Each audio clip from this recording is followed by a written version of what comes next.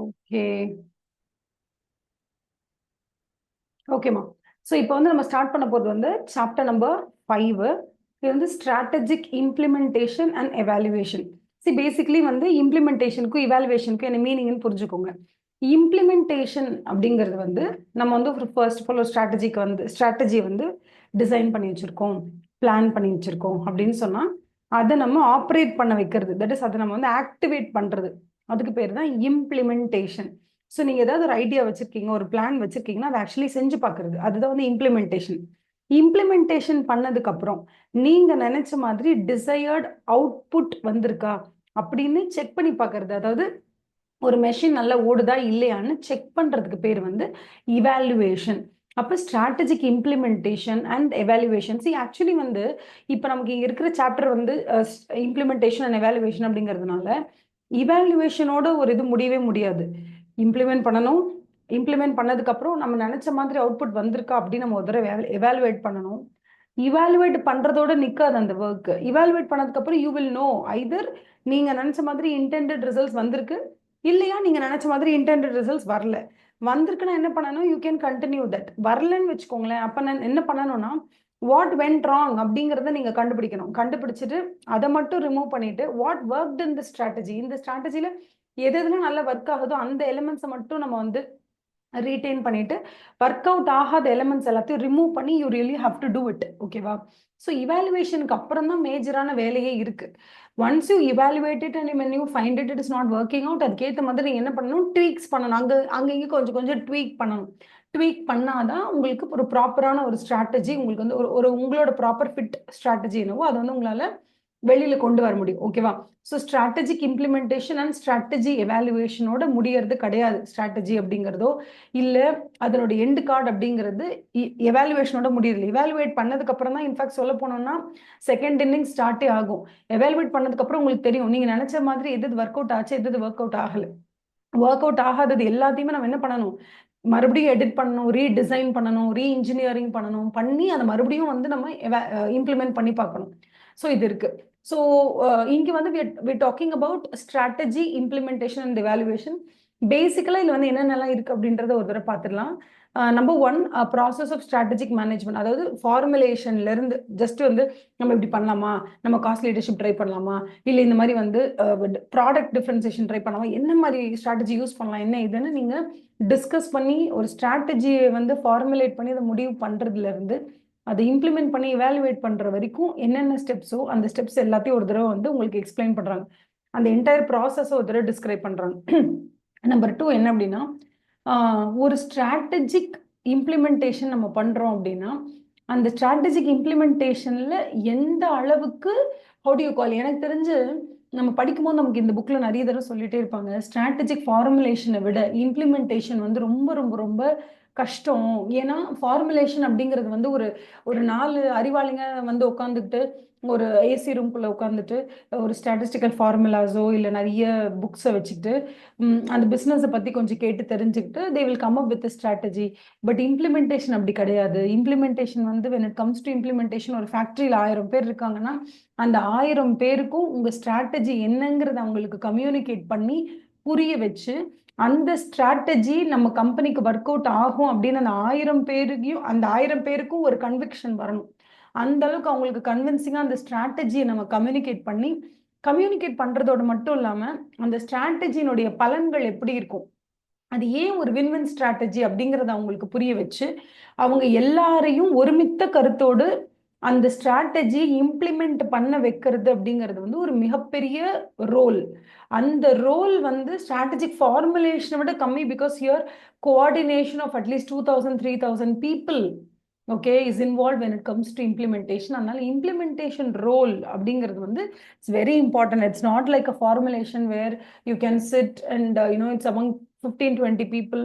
They sit together, they brainstorm பண்ணுவாங்க, என்ன பண்ணணும் ஏது பண்ணணும், இந்த மாதிரி பண்ண எப்படி எஃபெக்ட் இருக்கும், அந்த மாதிரி பண்ண எப்படி எஃபெக்ட் இருக்கும், 2-3 ஹைப்போதெட்டிக்கல் சுச்சுவேஷனை யோசிச்சு அதுக்கேற்ற மாதிரி ஒரு 2-3 ஸ்ட்ராட்டஜிக் ஃபார்முலேஷன்ஸை போட்டு வைக்கிறதுன்றதை விட அதுவே கஷ்டம் தான். ஒரு ஸ்ட்ராட்டஜிக் ஃபார்முலேட் பண்ணுறதுன்றது மேக்ரோ எக்கானமி லெவலில் எக்கானமியை புரிஞ்சுக்கிட்டு உங்கள் கம்பெனி அந்த இடத்துல என்ன மாதிரி ஸ்ட்ராட்டஜிக் பொசிஷனில் இருக்காங்க, அவங்க மார்க்கெட் லீடரா இல்லை மார்க்கெட்டில் ஃபாலோயரா, அவங்களுக்கு எந்த அளவுக்கு மார்க்கெட் ஷேர் இருக்கு, அடுத்த கட்ட மூவ்மெண்ட் என்ன, நம்மளோட சைட்ல இருந்து அடுத்த கட்டமா நம்ம என்ன மூவ் பண்ண போறோம், இது எல்லாத்தையுமே வந்து அந்த 20 பேருக்கும் தெளிவா தெரிஞ்சா மட்டும்தான் ஸ்ட்ராட்டஜியை ஃபார்முலேட் பண்ண முடியும். பட் அந்த ஸ்ட்ராட்டஜிக் ஃபார்முலேஷன் எல்லாத்தையும் தாண்டி ஓகே இம்ப்ளிமெண்டேஷன் அப்படிங்கிறது வந்து அதை விட ரொம்ப கடினமான ஒரு விஷயம். Because here you have to coordinate, you have to make people understand, you have to communicate the strategy with so much of conviction. இது எல்லாருக்கும் வந்து ஓகே இது நம்ம செஞ்சா நம்ம கரெக்டாக தான் வரும்னு ஒன்று புரியணும். சப்போஸ் அவங்களுக்கு புரிஞ்சுக்கிற அந்த திறமை இல்லை, அவங்களால புரிஞ்சுக்க முடியாது, நீங்க சொல்ற ஒரு மிகப்பெரிய ஒரு ஸ்ட்ராட்டஜியினுடைய பலத்தை அவங்களால வந்து உள்ள கிரகிச்சுக்கிற அளவுக்கு they don't have the broad mindedness or they do not have that foresightedness அப்படின்னா அவங்களுக்கு இது எப்படி சொல்லி புரிய வச்சா நீங்க நினைச்ச மாதிரி அவங்க ஆக்ட் பண்ணுவாங்களோ. See, I don't want them to understand what my strategy is. So ஸ்ட்ராட்டஜியை ஃபார்முலேட் பண்ணுறவனோட மைண்ட் செட்டில் எப்படி ஒரு விஷுவலைசேஷன் இருக்குமோ அந்த விஷுவலைசேஷன் என்னோட லேபரர்ஸோட மைண்டில் வரணும்னு நான் எதிர்பார்க்கல. ஓகே சம்டைம்ஸ் வந்து நம்ம அதை புரிய வச்சா பெட்டர், இது ரொம்ப பெட்டர். பட் சில நேரத்தில் நம்மளால அவ்வளோ பெரிய பிக்சரை அவங்க கிட்ட கன்வின்சிங்காக எடுத்து சொல்ல முடியாது. அந்த மாதிரி சிச்சுவேஷன்ல அவங்க கிட்ட எப்படி சொன்னா அவங்க சரி நமக்கு வந்து என்ன பண்ணணும், அவங்க இப்படி இந்த மாதிரி ஒரு ஜானர்ல வேலை பார்க்கணும், அவ்வளவுதான். அந்த மாதிரி ஒரு ஜானர்ல அவங்களை வேலை பார்க்க வைக்கிறதுக்கு நான் அவங்க கிட்ட என்ன சொல்லணுமோ அப்படி சொன்னாலும் ஓகே தான். எப்படியும் ஒன்று சொல்லி எனக்கு என்ன மாதிரி அவுட்புட் வரணுமோ, எனக்கு எந்த மாதிரி என்னோட ஒர்க் நடக்கணுமோ அதை அவங்க கிட்ட சொல்லி I just want it to happen. For example OTT வந்த புதுசுல எல்லாரும் பயந்தாங்க, தியேட்டர் இனிமே அவ்வளவுதான் காலி, அவ்வளவுதான் இனிமே எதுவுமே இல்லை, தியேட்டருக்கு தான் ஒரு பெரிய காம்படிஷன் அப்படின்னு நினைச்சாங்க ஓடிடி. ஆனா இன்னைக்கு அது ஒரு நார்மலா இருக்கக்கூடிய டெலிவிஷனுக்கு அது அவ்வளோ பெரிய ஒரு காம்படிஷனா வந்துருச்சு. ஸோ சினிமாவை தாண்டி தட் இஸ் தியேட்டரை தாண்டி இப்போ டெலி சீரியல்லாம் இருக்கு இல்லையா, நார்மலா நம்ம தமிழ் டிவியில் தமிழ்நாட்டில் டிவியில சீரியல்லாம் வரும் இல்லையா, அந்த சீரியலுக்கெல்லாம் அது செம்மையா டஃப் கொடுக்குது. இப்போ வந்து யாருக்குமே ஒரு பொறுமை கிடையாது, உட்காந்து ஒரு ஒரு கண்டென்ட்டை உட்காந்து ஒரு 3 மணி நேரம், ஒரு 2.5 மணி நேரம், 3 மணி நேரம் பார்க்குற அளவுக்கு கூட பொறுமை இல்லாத அளவுக்கு இந்த யூடியூப்ல இருக்க ஷார்ட்ஸ் வந்து நம்மள அந்த அளவுக்கு பழக்கப்படுத்திடுச்சு. ஒரு 30 செகண்ட்ஸா ஒரு கண்டென்ட்டை பார்க்க முடியுது. ரியலி ஒரு ஒரு ஒரு இன்டர்வியூ இருக்கு, இன்டர்வியூல ஆங்கர் அண்ட் தி ஆக்டரோ இல்லை டிரெக்டரோ இல்லை யாரோ ஒருத்தர் ஓகேவா, ஒரு கம்பெனியோட சிஇஓ யாரோ ஒருத்தர் வந்து உட்காந்து பேசுறாங்க அப்படின்னா அந்த 40 மினிட்ஸோ இல்லை 50 மினிட்ஸோ அந்த இன்டர்வியூவை உட்காந்து பார்க்குற அளவுக்கு கூட இன்னைக்கு பொறுமை இல்லாத அளவுக்கு தான் இருக்கு. அப்படி பார்க்கும்போது ஓடிடியை நம்ம இனிஷியலி பார்க்கும்போது என்ன நினைச்சோம்னா தியேட்டருக்கு இது வந்து ஒரு பெருசா படிக்க போகுது, நம்ம காலி அவ்வளவுதான், தியேட்டர் பிசினஸ் இனிமே இருக்காது அப்படின்னு நினைச்சிட்டு இருந்தாங்க ஃபர்ஸ்ட். அதனால பீப்புள் ஃபியர்ட் அபவுட் ஓடிடி பார்த்து எல்லாரும் பயந்தாங்க. அதே மாதிரி வந்து வென் இட் கம்ஸ் டு ஆங்கர்லாம் இருக்காங்களே, இப்போ டிடி, பிரியங்கா ஒரு கோபிநாத், இவங்க எல்லாருமே வந்து டிவி மட்டும் இருந்தப்ப, அதாவது ஒன்று தியேட்டர் இருந்துச்சு அப்படி இல்லை டிவி இருந்தது, இது ரெண்டு மட்டும் தான் மெயினா இருந்துச்சு, இல்லை நடுவில் வந்து யூடியூப் இருந்தது. பட் ஸ்டில் இந்த ஓடிடி பிளாட்ஃபார்ம்ஸ் வந்ததுக்கு அப்புறம் இந்த யூடியூப் இந்த மாதிரி பிளாட்ஃபார்ம்ஸ் எல்லாம் வந்ததுக்கு அப்புறமா டிவி மட்டுமே நம்பிட்டு இருந்தவங்க, டெலிவிஷன் சேனலை மட்டுமே நம்பிட்டு இருந்தவங்க, ஓகேவா, அந்த சேனலே எனக்கு ஒரு ஒர்க் கிடைச்சா நல்லா இருக்கும் அப்படின்னு மட்டுமே நம்பிட்டு இருந்தவங்க அந்த மாடலை விட்டு அப்படியே வெளியில வந்துட்டாங்க. வந்து they have their own YouTube channel, they have their own podcast, they have their own அவங்களே ப்ரொடக்ஷன் பண்ணி அவங்களே வந்து சேல் பண்ற அளவுக்கு அவங்களோட பாட்காஸ்டோ இல்லை அவங்களோட இன்டர்வியூஸோ அந்த அளவுக்கு ஒரு மார்க்கெட்டை கிரியேட் பண்ணி வச்சிருக்கு. ஸோ ஒரு ஓடிடி வரும்போது எல்லாருக்கும் பயமா தான் இருக்கும், ஓகே அவ்வளவுதான் the theatre business is down அப்படின்ற மாதிரி தோணும்.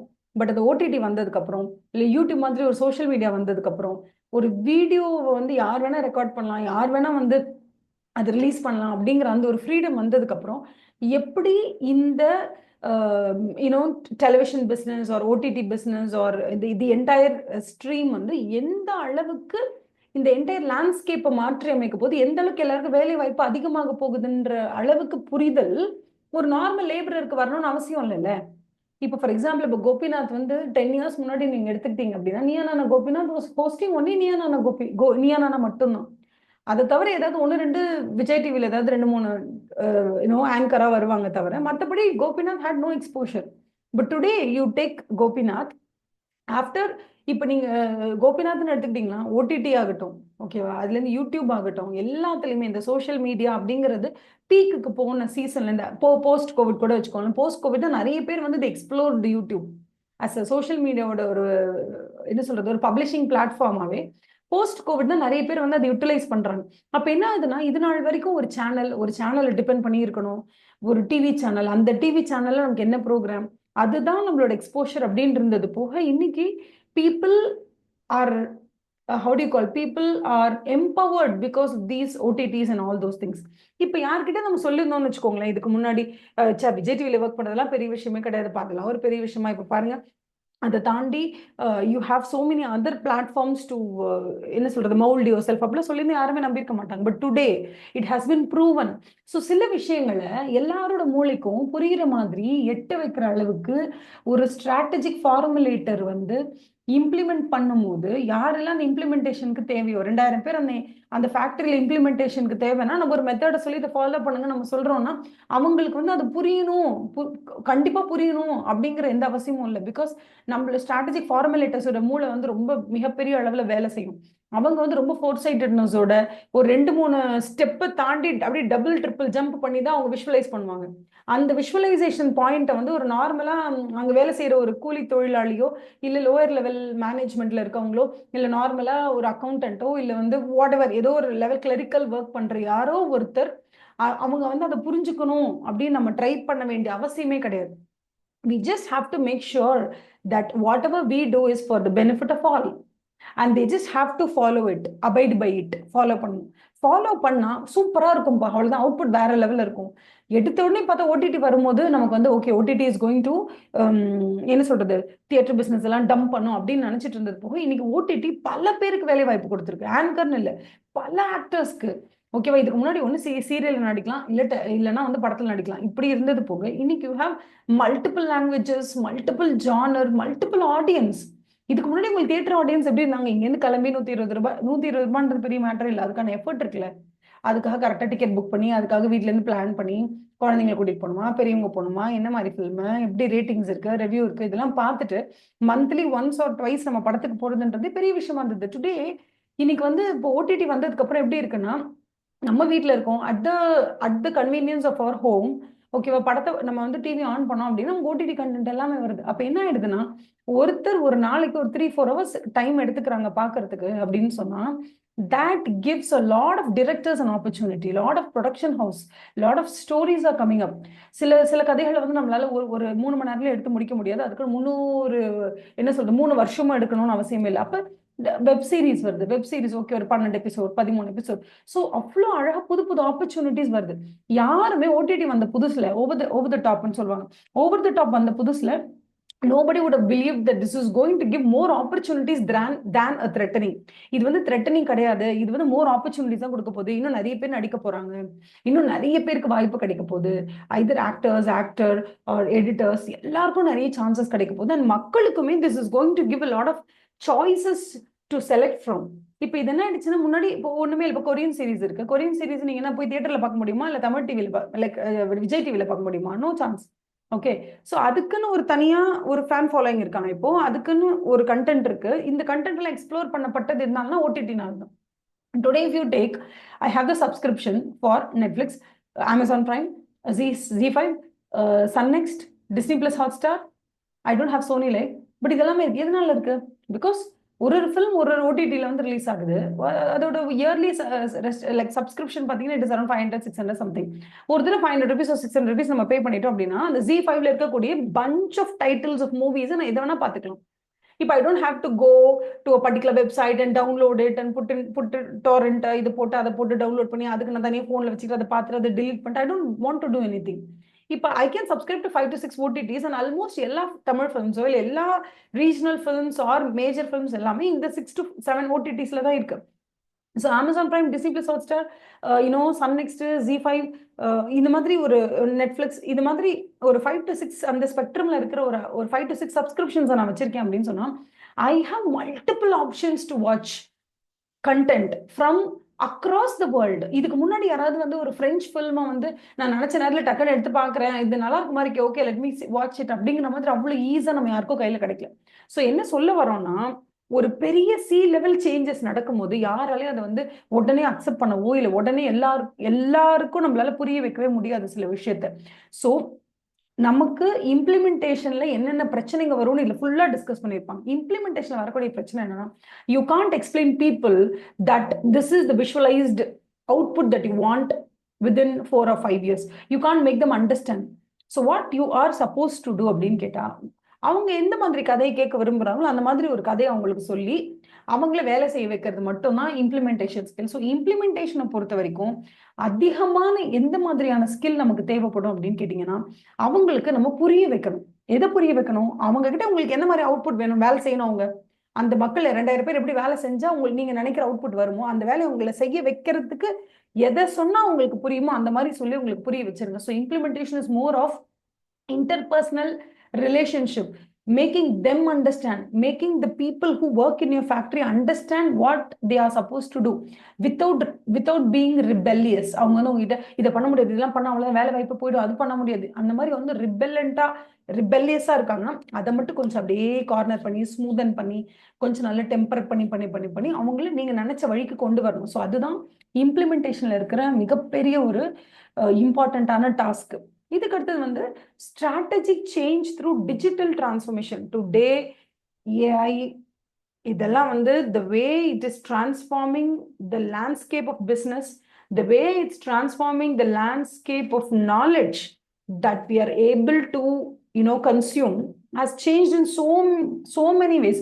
நம்மளால வந்து அதை அளந்தே பார்க்க முடியல. டிஜிட்டல் டிரான்ஸ்ஃபர்மேஷனால நம்மளோட பிஸ்னஸ் ஆகட்டும், நம்மளோட நாலேஜ் ஆகட்டும், எந்த அளவுக்கு நம்ம எவ்வளோ அதில் கன்சியூம் ஆயிருக்கோம் அப்படிங்கிறது நம்மளால வந்து மெஷரே பண்ண முடியும். ஸோ ஸ்ட்ராட்டஜிக் சேஞ்சுமே கூட நம்ம டிஜிட்டலி வெளியில எந்த அளவுக்கு டிரான்ஸ்ஃபர்மேஷன் நடந்துகிட்டு இருக்கோ அது கூடவே சேர்ந்து நம்ம பிஸ்னஸும் பிரயாணிச்சா மட்டும்தான் we will be parallelly growing along with the macro environment. We will be parallelly growing along with this digital upgradation. இல்லைன்னா நம்ம பாட்டுக்கு வந்து நோக்கியா மாதிரி நான் இதை தான் பண்ணுவேன்னு நம்ம அடமெண்டா உட்காந்துக்க வேண்டியதான். வெளியில அது பாட்டுக்கு க்ரோ ஆகிட்டே இருக்கும். ஒரு பாயிண்ட் இன் டைம்ல நீங்க அப்சல்யூட் ஆயிடுவீங்க, உங்களை தூக்கி போட்டு மக்கள் போயிட்டே இருப்பாங்க. So strategic change through digital transformation is like one thing that you can't, it is indispensable. You are suppose to do. பிடிக்குதோ பிடிக்கலையோ you are suppose to do. அதுதான் வந்து டிஜிட்டல் டிரான்ஸ்ஃபர்மேஷன் மூலியமா உங்களோட ஸ்ட்ராட்டஜிக் சேஞ்ச் கொண்டு வருது. And then you have organization structure, which is a hard structure, and culture, which is a soft structure. Hard ஸ்ட்ரக்சர்ன்றது rules regulations, ஒரு மாசத்துக்கு எத்தனை வாட்டி லீவ் போடலாம், அதெல்லாம் ஹார்ட் ஸ்ட்ரக்சர்ல வரும்.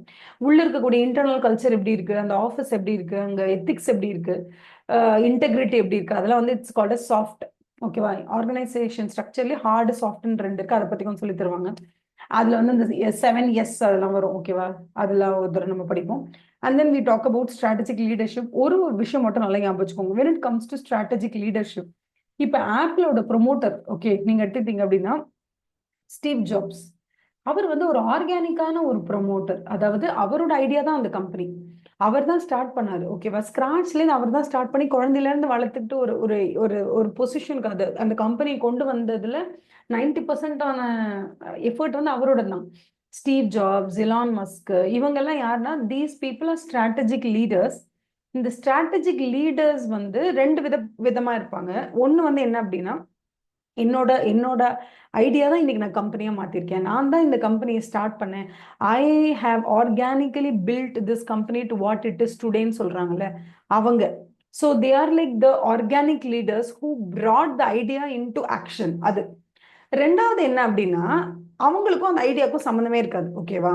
அவங்களுக்கு பெருசா ஆண்டர்பிரனர் ஆகணும், நான் வந்து ஒரு பெரிய பிசினஸ் ஐடியா வச்சிருக்கேன், அந்த ஐடியாவை வந்து நான் ஒரு ஆக்ஷனா மாத்தி ஒரு ப்ராடக்டா மாத்தணும், அந்த மாதிரி பெரிய உந்து சக்தி எல்லாம் இருக்காது. பட் அவங்க என்ன பண்ணுவாங்கன்னா, ஐஎம் அஹமதாபாத்ல படிச்சுட்டு, அப்புறமா ஹார்வர்ட் போய் படிச்சுட்டு, இல்லைன்னா வந்து பிட்ஸ்பர்க்ல படிச்சுட்டு, ஏதோ ஒரு பெரிய பெரிய ஸ்கூல்ஸ் எல்லாம் படிச்சுட்டு I know how to manage business அப்படின்னு சொல்லுவாங்க. அந்த மாதிரி இருக்கிறவங்களை கூப்பிட்டு என்ன பண்ணுவாங்கன்னா, ஸ்டீவ் ஜாப்ஸ் செத்து போன அப்புறம் யாராவது ஒருத்தர் அவங்க அந்த ஆப்பிள் பிசினஸ் அடுத்த படிநிலைக்கு வளர்த்தி கூட்டிட்டு போனோம்ல, அந்த இடத்துல சிஇஓவா அவங்களை அப்பாயிண்ட் பண்ணுவாங்க. இப்போ நான் சொன்ன மாதிரி CEO can be of two types. One is it's my idea. Elon Musk மாதிரி ரட்டன் நாவல் டாடா மாதிரி இவங்கெல்லாம் யார் அப்படின்னு கேட்டால், they had an idea and they wanted to convert that idea into a product or a service. And by that they wanted to build that business empire, they built it. So நீங்க தொராப்ஜி டாடா எடுத்துக்கிட்டாலும் சரி, இல்லைன்னா அம்பானிஸ்ல what's the name of Mukesh Ambani's father? அம்பானியோட அப்பா பேர் என்ன? Mukesh அம்பானியோட daddy பேர் தெரியுமா? எனக்கு டக்குனு பிளாங்க் ஆயிடுச்சு. I'm not able to get it. Mukesh Ambani, Anil Ambani, அவங்க அப்பா பேர் என்ன? What Ambani? Dhirubhai Ambani. Super, Dhirubhai. Yes, Dhirubhai. So whether it is Dhirubhai or whether it is Ratan Naval Tata, இல்லை அவங்க தொராப்ஜியா இருக்கலாம், மிட்டலா இருக்கலாம், யாரை வேணா இருக்கலாம். இவங்கெல்லாம் இனிஷியலி ஃபர்ஸ்ட் ஒரு பிஸ்னஸை செஞ்சு தே develop the business from scratch அப்படின்னு சொல்லும் போது அவங்கெல்லாம் வந்து என்னன்னா ஆர்கானிக் லீடர்ஸ். அவங்களோட ஐடியா தான் இன்னைக்கு பிசினஸா இவ்வளவு பெரிய விருட்சமா மாறி இருக்குன்னு சொல்றது. அடுத்த செட் ஆஃப் பீப்புள் யாருன்னா, எனக்கு பிசினஸ் நல்லா மேனேஜ் பண்ண தெரியும். ஃபார் எக்ஸாம்பிள் இப்ப பெப்சியோட சிஓ இருந்தாங்கல்ல, இந்தியன் பாண்ட், இந்திரா நூயா, அவங்கள மாதிரி ஆட்கள் வந்து they did not start the business. They did not have a conception, business conception வச்சுக்கிட்டு, ஓ இந்த இந்த கன்செப்ஷன் அப்படியே ஒரு ப்ராடக்டா மாத்தி காமிப்பேன், this is what I want to do. அந்த மாதிரி ஒரு ஐடியாவை ஒரு பிசினஸா அவங்க எல்லாம் மாத்தல. ஆல்ரெடி எஸ்டாப்ளிஷ்ட் பிசினஸ் அங்க இருந்துச்சு. அதை கரெக்டா நிர்வாகம் பண்ண சில ஆட்கள் தேவைப்பட்டாங்க. அந்த சில ஆட்களாக இப்போ சுந்தர் பிச்சையோ இல்ல சத்யநாதலாவோ இல்ல Indira நொய்யோ whatever these people, they did not start the company. In fact, it was somebody else who started the company, who kickstarted the company, who triggered the company's growth, who made the company to what it is today. But for the next couple of years or for the next couple of decades, அவங்களால கண்டினியூஸா இருந்து அந்த அந்த ப்ரொமோட்டரால அந்த பிசினஸை பார்த்துக்க முடியாது. Because of ஏஜா இருக்கலாம், or because of so many other commitments-ஆ இருக்கலாம். they are not able to manage it. அப்ப மேனேஜ் பண்ண முடியலன்னு சொல்லும் போது அந்த டைம்ல என்ன ஆகுதுன்னா, வேற ஒருத்தர் அங்க அப்பாயிண்ட் பண்றாங்க. ஓகே சுந்தர் பிச்சை நீங்க பாத்துக்கோங்க, you're capable of managing this business, நீங்க பாத்துக்கோங்கன்னு சொல்லி அவங்க கிட்ட பாத்துக்கிறதுக்கான பொறுப்பு ஒப்படைக்கிறாங்க. So they take care of the business, they grow it அப்படின்னு. இப்ப இவங்க எல்லாம் என்னன்னு சொல்றது, இவங்க எல்லாம் யாரு அப்படின்னு கேட்டா, these guys are called as transactional leaders.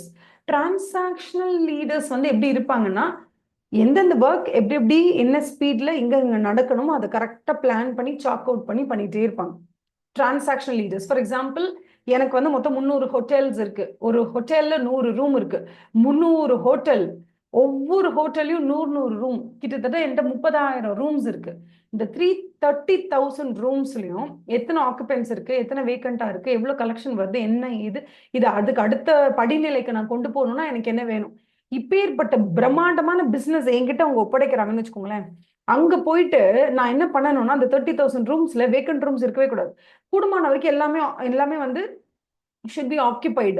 அதுக்கு நான் என்ன பண்ணணும், என்ன மாதிரி ஆட்ஸ் கொடுக்கணும், என்ன ஏது, இதை நான் நிர்வாகம் பண்ணாலே போதும். அவ்வளவுதான்.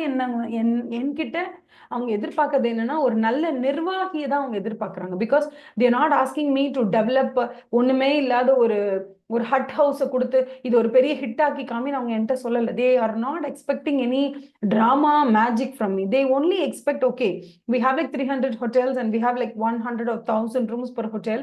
So நீங்க மொத்தமா 3 lakh rooms இருக்கோ, 30,000 rooms இருக்கு. நீங்க என்ன பண்ணணும்னா, இந்த அத்தனை ரூம்ஸையும் ஆக்குப்பை ஆக வைக்கணும். யூ ஹவ் டு அதுக்கேற்ற மாதிரி மார்க்கெட்டிங் எல்லாம் பண்ணிக்கணும். பண்ணிட்டு இவ்வளவு தூரம் எனக்கு ஆக்குப்பைடா இருக்கணும், இவ்வளவு தூரம் ரெவென்யூ வரணும், இவ்வளவு தூரம் எனக்கு இன்கம் வரணும். இந்த மாதிரி they would give you some protocol. ஒரு சிஇஓ அப்பாயிண்ட் பண்ணும்போதே அவங்க அச்சீவ் பண்ண வேண்டிய டார்கெட்டை கொடுத்து தான் ஃபிக்ஸ் பண்ணுவாங்க. இன் 1 year you have to achieve this, in 5 years you have to achieve this ன்னு சொல்லி ஒரு சிஇஓக்கு ஒரு புரோட்டோகால் இருக்கும். ஸோ இந்த சிஇஓஸ் எல்லாம் யார் அப்படின்னு கேட்டீங்கன்னா, இவங்க எல்லாம் வந்து நிர்வாகிகள் அப்படின்னு சொல்லிக்கலாம். Like they have come here to manage the business. அந்த இடத்துல அவங்க வந்து ஸ்டீவ் ஜாப்ஸ் மாதிரி, எலான் மஸ்க் மாதிரி இருக்கணும்னு அவசியமே இல்லை. ஏன்னா ஸ்டீவ் ஜாப்ஸ், எலான் மஸ்க்லாம் ஒண்ணுமே இல்லாம டாப்புக்கு வந்தவங்க, ஒண்ணுமே இல்லாம ஸ்டார்ட் பண்ணி இன்னைக்கு பெரிய லெவல்ல இருக்கவங்க. ஸோ ரொம்ப கஷ்டமான சுச்சுவேஷன்ல, ரொம்ப டவுன் ட்ராடனா ஒரு பிசினஸ் போயிட்டு இருக்கும் போது கூட அங்க இவங்களால பேசி ஒரு மாற்றத்தை நிகழ்த்தி எல்லாரையும் பயங்கரமா பூஸ்ட் பண்ணி வி கேன் டூ இட் அப்படின்னு சொல்லி ரொம்ப ரொம்ப ரொம்ப ரொம்ப ஒரு மாதிரி இம்பேலன்ஸ்டா, அன்ஸ்ட்ரக்சர்டா, இல்லைன்னா வந்து ஸ்டெபிலிட்டியே இல்லாத ஒரு மேக்ரோ எக்கனாமிக் என்வாயன்மெண்ட்ல இயங்கிட்டு இருக்கக்கூடிய ஒரு கம்பெனி கிட்ட கூட போயிட்டு ஸ்டீவ் ஜாப்ஸாலையும் இலான் மஸ்காலையும் ஒரு ஒரு ஒரு த்ரிஃப்ட்டை கொண்டு வர வச்சு, ஹவு டு யூ கால், ஒரு பயங்கரமான ஒரு உள்ளேந்து ஒரு உத்வேகத்தை கொண்டு வர வச்சு, these people can change the way how people perceive the situation, and these people can make the most out of the businesses, most out of the people. அங்க இருக்க people கிட்ட எல்லாம் சொல்லுவாங்க, இப்படி ஒர்க் பண்ணு, this is what we are going to do. அதாவது ஒரு magic, ஒரு டிராமா, ஒரு dramatic performance, இதை மக்கள் கிட்ட இருந்து எடுத்துட்டு வரணும். உள்ள வேலை செய்யற மக்கள்கிட்ட இருந்து எடுத்துட்டு வரணும்னா ஒரு டிரான்ஸ்ஃபர்மேஷனல் லீடரால தான் முடியும். ஒரு டிரான்சாக்ஷனல் லீடரால முடியாது. ஒரு டிரான்ஸ்ஃபர்மேஷனல் லீடர் அப்படிங்கிறவர் யாருன்னா, ஒண்ணுமே இல்லாத மண் சட்டி கூட பொன் சட்டியா மாத்தக்கூடிய திறமை இருக்கிறவங்க. அந்த மண் சட்டியை நம்ம எப்படி பொன் சட்டியா மாத்துறது? With people, with the resources, with the limited resources, with the limited people, okay, with the limited human resources that you have, with the limited money that you have, limited fund that you have. இது எல்லாத்தையும் எந்த அளவுக்கு squeeze பண்ணி நீங்க கரெக்டா strategize பண்றீங்களோ, you can make a big treasure. அந்த ட்ரெஷரை பண்றதுக்கு உங்களுக்கு அசாத்தியமான நம்பிக்கை, அசைக்க முடியாத ஒரு கன்விக்ஷன், உங்ககிட்ட எந்த அளவுக்கு ஒரு பிளைண்ட் ஃபோல்டா நீங்க வந்து உங்களை நீங்க எவ்வளவு நம்புறீங்களோ அந்த அளவுக்கு நம்பிக்கை உங்க கீழே ஒர்க் பண்ற 200 பேருக்கும் கொண்டு வந்து அவங்க அத்தனை பேருமே நீங்க எப்படி யோசிக்கிறீங்களோ அந்த மாதிரி யோசிச்சு எஸ் வி கேன் டூ இட்ங்கிற அளவுக்கு 200% அது வந்து ஒரு வார் ஃபூட்டிங்ல நடக்கும். இன்னைக்கு நீங்க அவங்களை ஏத்து அடிக்கிறீங்க, அடிக்கலன்னா நீங்க செத்துருவீங்க, அவ்வளவுதான். You either live or die. would you like to live or die? live தான். அப்ப liveனா you have only one option, you have to do this. அப்படிங்கிற அந்த வார் ஃபூட்டிங்ல ஒரு பிசினஸ் எடுத்துட்டு போய் சக்சஸ் பண்ணி காமிக்கிறது. that is called as a transformational leadership. Transformational leadership is transforming the existing condition of a company which might be below par or on par இருக்கக்கூடிய business exceedingly super performing businesses மாத்துறதுக்கு பேர் வந்து transformational leadership. How do you bring transformational leadership? Because of the way you talk, because of the way you communicate, because of the way that you deal with people, because of the confidence that you give to people that what they can achieve. அதை பத்தி நீங்க உங்களுக்கு என்ன மாதிரியான ஒரு தைரியத்தை கொடுக்குறீங்க? இப்போ டிரான்ஸ்ஃபர்மேஷனல் லீடர்ஷிப் நல்லதா, டிரான்சாக்ஷனல் லீடர்ஷிப் நல்லதா அப்படின்னு கேட்டா, ரொம்ப லிமிடெட் ரிசோர்சஸா இருக்கு. பெரிய அளவு நம்ம ப்ராடக்ட் டிமாண்ட் இல்லை, நம்ம ப்ராடக்ட் எப்படியாவது கொண்டு போய் ரீச் பண்ணணும். பிரதீப் ரங்கநாதன் வந்து ஒரு ஒரு மேடையில சொன்னாங்க என்னன்னா, ஃபர்ஸ்ட் ஸ்டெப் தாண்டா தம்பி ரொம்ப கஷ்டமா இருக்கு, அதுக்கப்புறம் போக போக ஈஸியா தான் இருக்கு, எப்படியாவது பிடிச்சி ஃபர்ஸ்ட் ஸ்டெப் வந்துரு அப்படின்னு. அந்த மாதிரி இந்த ஃபர்ஸ்ட் ஸ்டெப் பிடிக்கிறது தான் கஷ்டம்னு சொல்றாங்க. அந்த ஃபர்ஸ்ட் ஸ்டெப் பிடிக்கிறதுக்கு you need a grit, you need a determination, you need conviction, you need some blindfolded belief in you. அது இருந்தாதான் you will be able to catch hold of the first step. அந்த ஒரு ஸ்டெப்பை ஏறுறதுக்கான கன்விக்ஷனும், அந்த ஒரு ஸ்டெப்பை எப்படியாவது கிராஸ் பண்றதுக்கான அந்த ஒரு கான்ஃபிடன்ஸையும் உங்களுக்கு கொடுக்கறது யார் அப்படின்னு கேட்டா இந்த டிரான்ஸ்ஃபர்மேஷனல் லீடர்ஸ். ஒன்ஸ் அந்த ஸ்டெப் நம்பர் 1 நீங்க முடிச்சிட்டீங்க அப்படின்னா அதுக்கப்புறம் வரதெல்லாம் நீங்க நிதானமா பார்த்து பொறுமையா சயின்டிபிக்கா இதை பண்ணா இது நடக்கும், இது இப்படி செய்யணும் அப்படின்னு ப்ராப்பரா மேனேஜ் பண்ணாலே போதும். அதுக்கப்புறம் உங்களுக்கு வந்து ப்ரொடக்ஷன் ஹவுஸ் ரெடியா இருப்பாங்க பணம் கொடுக்கறதுக்கு. சி ஃபர்ஸ்ட் படத்துக்கு தான் கதை நல்லா இருந்தாலும், ஹீரோ நல்லா இருந்தாலும், அவங்க நல்லா நடிச்சாலும், எல்லாமே கரெக்டா இருந்தாலும் ப்ரொடியூசர் கிடைக்க மாட்டாங்க. ஸோ ப்ரொடியூசர் கிடைக்கிறதே பெரிய இஷ்யூ. அப்ப என்ன ஆகும்னா, உன்னோட கிரிட், உன் டிட்டர்மினேஷன், இந்த படத்தை எப்படியாவது சொல்லி யார்கிட்டயாவது சொல்லி எப்படியாவது எஸ் வாங்கி அந்த படத்துக்கு ப்ரொடக்ஷன் பணத்தை வாங்கணும்ன்றதான் உன்னோட வெறியா இருக்கும். அப்போ உங்ககிட்ட படம் ஸ்கிரிப்ட் நல்லா இருக்கும், உன்ட்டு ஐடியா இருக்கும், அது எப்படி எடுக்கணும்னு இருக்கும், everything else is there, but money is not there. அந்த மாதிரி ஒரு கன்ஸ்ட்ரெயின்ட் இருக்கும். பட் ஒன்ஸ் ஒரு ஹிட் கொடுத்துட்டீங்கன்னு வச்சுக்கோங்களேன், அடுத்த படத்துக்கு people would be ready or willing to fund. But இப்ப இந்த இடத்துல நீங்க வந்து எப்படி மிஸ் ஆக வாய்ப்பு இருக்கு? உங்க ஸ்கிரிப்ட் நல்லா இல்லைனாவோ, இல்ல உங்ககிட்ட அந்த அளவுக்கான எஃபர்ட் நீங்க போடலனாலோ அங்கதான் மிஸ் ஆவீங்க. அப்போ ஒன்ஸ் ஒரு கம்பெனியும் இந்த மாதிரி டிரெக்டரும் வந்து ஒரு ஈக்குவலா ஒரு ஹவு டு யூ கால், இது ரெண்டுத்தையும் ஈக்குவேட் பண்ணி படிச்சு பாருங்க. இப்ப எப்படி பிரதீப் ரங்கநாதனுக்கு ஃபர்ஸ்ட் ஃபில்ம் வாய்ப்பு கிடைக்கிறது எவ்வளவு கஷ்டமா இருந்தது, அதுக்கப்புறம் ஹீசேஸ் அடுத்த படி கொஞ்சம் ஈஸியா தாண்டா தம்பி இருக்குன்னு சொல்றாங்களோ, அதே மாதிரி ஒரு பிசினஸ் ஐடியாவா இருக்கிற ஒரு விஷயத்த ஒரு ப்ராடக்டா கண்ணுக்கு முன்னாடி பாக்குறதுன்றது அவ்வளவு கஷ்டம். அதை செஞ்சு மேல தேத்துறதுக்கு தான் உங்களுக்கு டிரான்ஸ்ஃபர்மேஷன் லீடர்ஷிப் வேணும். ஒன்ஸ் எல்லாம் பக்கா செட், டிமாண்ட் இஸ் தேர், ப்ரொடக்ஷனுக்கு மக்கள் ரெடி, ஃபண்டு போட ஆல் ரெடி, என்னோட ஐடியாவை நான் முதல் ப்ராடக்டை மாத்திர வரைக்கும் தாங்க கஷ்டப்பட்டேன். இப்போ இந்த ப்ராடக்ட்டை 4 பேர் யூஸ் பண்றாங்க, அது 40 பேர் ஆனாங்க, 400 பேர் ஆனாங்க, இன்னைக்கு 4000 பேர் இந்த ப்ராடக்ட்டை வாங்கி யூஸ் பண்ண ரெடியா இருக்காங்க. அப்படிங்கிற அந்த சிச்சுவேஷன் வரும் பொழுது what happens you know, hereafter you only need a transactional leadership. அங்க போய் ஓவர் டிராமாட்டிக்கா பேசுறதுக்கு வேலையே கிடையாது. பிகாஸ் அந்த இடத்துல யாரும் சோர்ந்து போய் ஒன்று உட்காந்துக்கல. வேலை, ஐயோ என்னால முடியல, ஒரே சோர்வா இருக்கு, என்னடா என்ன ட்ரை பண்ணாலும் நமக்கு வந்து எதுவுமே அமைய மாட்டேங்குது, அந்த மாதிரி இமோஷனலி மென்டலி அந்த இடத்துல இருக்கக்கூடிய லேண்ட்ஸ்கேப் எப்படி இருக்கும்னா, ஒரு விக்டரிக்கு முன்னாடி எப்படி இருக்குமோ அந்த லேண்ட்ஸ்கேப் இருக்கிற வரைக்கும் தான் அந்த ஸ்ட்ராங்கா கன்விக்ஷன் இருக்கிற ஒரு மனுஷன் கூடவே இருந்துட்டு you can do it, you can do இட்னு சொல்லிக்கிட்டே இருக்கணும்.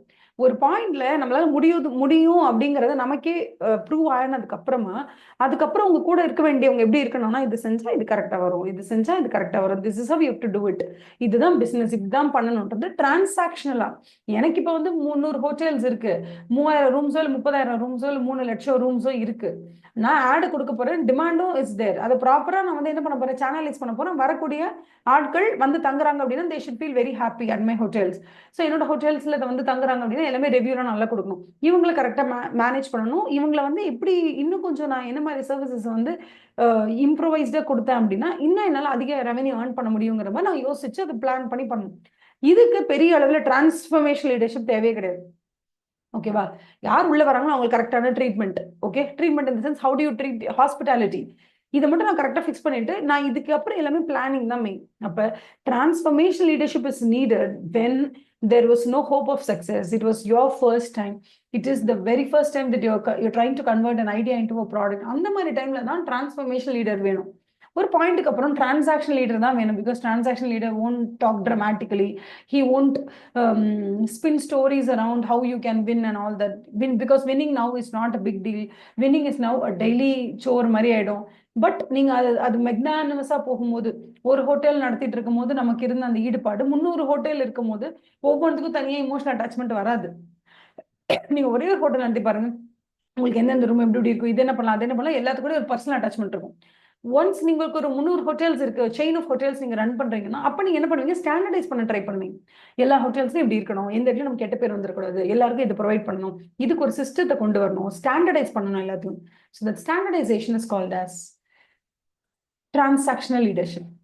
அண்ட் ஒண்ணுமே இல்லாத வெறும் வாயில வடை சொல்றது, that is called as transformation leadership. அது நடந்தாதான் உங்களால ஒரு ஐடியாவை ஒரு ப்ராடக்டா மாத்துறதுக்கான வலிமை யார்கிட்ட இருக்கணும், இந்த டிரான்ஸ்ஃபர்மேஷன் லீடர்ஷிப்ஸ் கிட்ட இருக்கும். ஓகே, அதுக்கப்புறம் discuss the role of strategic control.